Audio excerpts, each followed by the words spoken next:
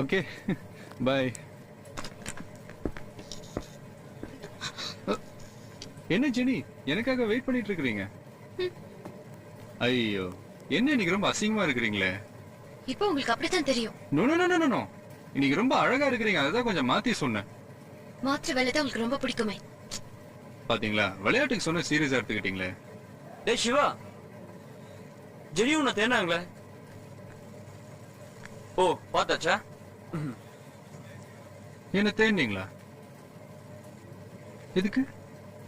ஒரு முக்கியமான விஷயமா பேசணும்னு வந்தேன், மறந்துட்டேன். சிவா. என்ன? யாரு? யார் யாரு? போன்ல கீதா. அதான் யாரு? என்னோட அம்மா. அம்மா